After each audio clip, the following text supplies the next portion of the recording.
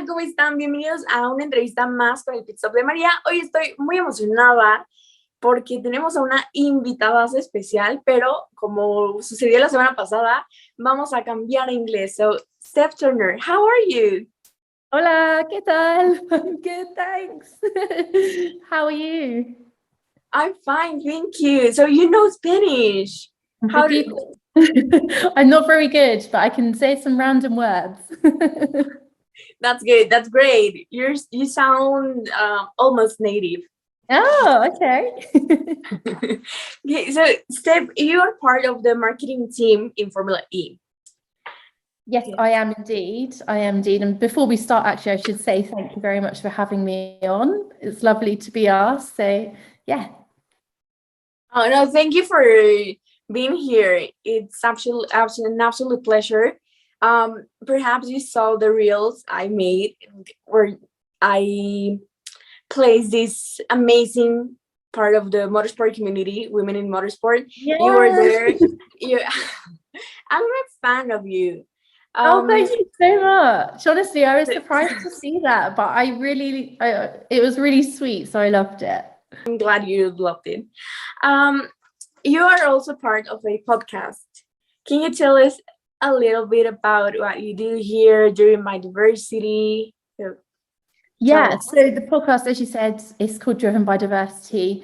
We've put it on pause for the minute, myself and Ariana, who I co-host with, just due to commitments with work with Formula E, and now Ariana is presenting with Formula One, which is amazing. But yeah, so we started this podcast back in 2020. And basically we did 2 seasons and we had a run of really amazing guests, all from underrepresented backgrounds within motorsport. So we interviewed them about their career journey, their backgrounds, how they came to be in the role that they are now. And then also discussed in the latter half of each episode the importance of diversity and inclusion within the industry that we all know and love. And the whole kind of aim of the podcast was to spotlight these people that were doing amazing jobs within motorsport, really at the top of the game, from all walks of life. So all from underrepresented backgrounds, just to show people really that anyone listening, if you're from a similar background, then you can absolutely kind of do whatever you want to do, get to where you want to be. Because we've got these people here that look like you, who sound like you, who you can relate to. So really it was to kind of spotlight that and kind of promote and champion diversity and inclusion within motorsport. Yeah, it was an amazing idea. There was nothing like that at the moment. You were the pioneers. Exactly. So obviously there are a few key people from underrepresented groups that are kind of within the mainstream media, and that's brilliant. And we did have some of those people on our podcast to chat, but we also thought it was equally important to have the people that kind of fans and people outside of the industry might not know, might not have heard of, but equally they're playing their part within, they're a cog within this wider industry. Anyway, everyone's all got a part to play. So it was important to us that we highlighted those people as well, just to show that you don't have to be, a massive media star. You can just be, quietly in the background at a factory working away to, bring home championships and wins or whatever it is for your team or for, wherever you work. Well, bravo for that. And now talking about Formula E, this series is one of the racing series that supports women in motorsport the most, with girls on track all around the world. And after the pandemic started with these webinars, you were host to 2 of those webinars. So how did you get there, and has this anything to do with the job you are currently on? So yes, you're right in that Formula E does do a lot of work with FIA Girls on Track. Really brilliant work that they do. And I've been a part of Girls on Track way before Formula E. And way before those webinars that you mentioned, that I actually did with Formula One before I got my role at Formula E. So I became a member of Girls on Track when it was actually called Dare to Be Different. So it was run by Susie Wolf, and now it's recently changed into FIA Girls on Track. But going back to the webinars that you mentioned, yes, I was lucky enough to host 2 of those webinars. So February 2021, hard to believe it was still this year, it feels like ages ago. We Girls on Track ran a partnership with F1 for the month of February, where we interviewed women who worked in Formula One and kind of heard about all about their jobs, all about their roles, their journey to being there. So similar kind of to the podcast that myself and Ariana hosted, but this was very much focused on just women, and it was great. We ran it on Zoom, one of Formula One's partners, and we got really great reception. Lots of people listened. I think you joined some of them as well, didn't you? Yes. I joined one about Formula E PRs. Well, not just Formula E, like with Sophie, Adrian, and yeah, okay, amazing. Yeah. So those are the so yeah, that was something that Girls on Track did as well, slightly separate to the F1 kind of partnership, but you know, Girls on Track have been doing some really cool stuff, interviewing different people. I know Ariana, who I mentioned again, who I did the podcast with, she's hosting one tomorrow for Girls on Track. So yeah, they're really regular. So anyone that's listening, you know, get on board with the Girls on Track community. I think they've got a Facebook page. Sign up and you'll get regular posts about webinars and stuff. They're super interesting, really varied, lots of different industries. So whatever it is that you're interested in, there's something for you. For me. No, there's something for everyone. There might be something for you. Yeah, there's something for everyone, I believe. So now that you're in Formula E, is your job trackside, or what do you need to do to get your job done every race weekend? Like, what's the prep behind it?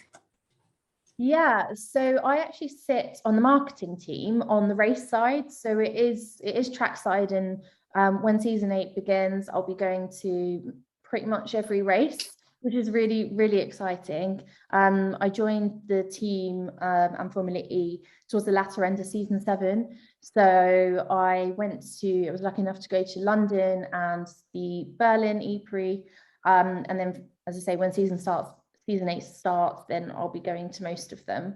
And essentially what I do is helping the local markets to promote the race within the host cities.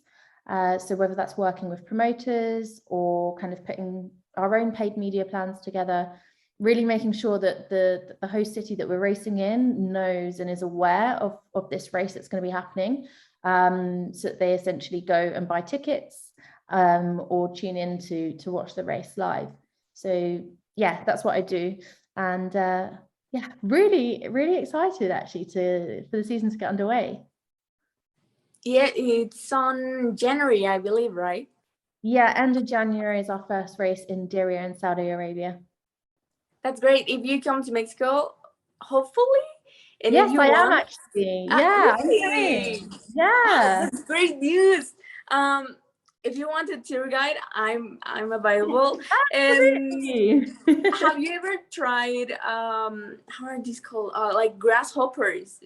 No. Maybe you can try some. They're delicious. That scares me. No, don't worry. They don't bite. No, not most of them. But yeah, maybe you can maybe you can get to know Mexico a little bit better. Try some Mexican candies. They're not actually candies. They're like spicy things. They don't have any.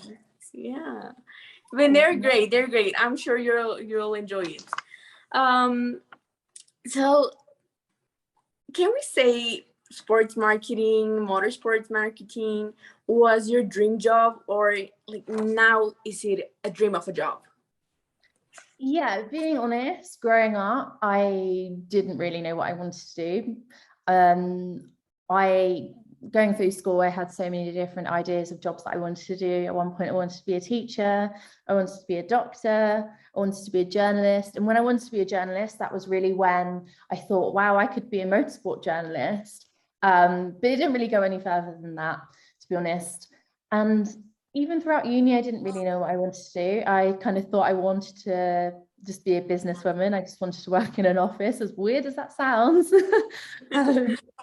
Had no idea, to be honest. I left uni where I did languages. I did French and Spanish with business management. And I left uni and kind of fell into a sales role in financial services. And then following that, after a year and a half, I ended up getting a job at a marketing agency. And that's really where, like previously, going back to uni very quickly, I did do a marketing internship and I did like it, but it was very much more admin based. So going into this marketing agency post uni and really getting to understand how marketing works, what it is, how we could promote a product or a service or a company, really kind of opened up my eyes. And I thought, this is actually, I'm quite good at this. I really enjoy it. Let's see how I can take this further. And then I kind of really started to explore the side of working in Formula One for various reasons. Like a few resources online popped up, so Fast and Fearless. I don't know if you've come across that blog. I think it's by a girl called Georgia. I can send you the link after if you're not familiar with it, but it's honestly amazing.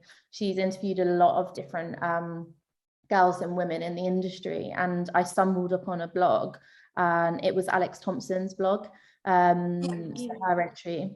Yeah, and I thought, wow, okay, if she can do it all the way from Australia, I can definitely do it. So that's kind of what set the fire off in my head, and I thought, okay, we've got to make this happen. So yeah, from then on, just really lots of different points in time came together to finally kind of get to where I am now. Well, that's amazing. It's amazing everything you do, and like that thing that you said of wanting to be in a office. You have some beautiful sites of offices right now, like traveling worldwide with Fórmula E. I'm sure you're going to enjoy being working trackside. Yeah, no, definitely. I know it's really funny that I used to say I used to want to work in an office, and now I'm just, working from home most of the time, but yeah, sometimes in the office, and then as you say, trackside, kind of working at the races that we go to. So it's a really nice mix, actually. I bet it is. And Steph, with all this evolution of women in motorsport, what piece of advice would you have liked to be given before getting into this industry? I think just the reassurance would have been quite a big thing for me, knowing that it doesn't matter the path that you take, even if you feel like you're coming off track, as long as you keep the goal quite clear, you stay ambitious, you stay persistent and determined, then you'll get there. Because at times when you're on this path towards your goal of, a role in motorsport, a job, a career in motorsport, it can sometimes feel like you're never going to get there. Say you have an interview, you don't get it, or you're working a job that is not even in the right industry, completely unrelated. You might think that, oh God, this isn't for me, like this isn't going to happen. But as I say, as long as you keep it clear in your mind and you keep working hard for what you want and you keep saying yes to all the right opportunities, even if they don't seem quite right at the time, like you'll get there, you'll find a way to get there. So that's definitely a piece of advice that I would have really valued, especially from someone, like a female in the industry who, I could look up to and relate and really put myself in their shoes and think, well, if they've done it, surely it must be true, then I can do it as well.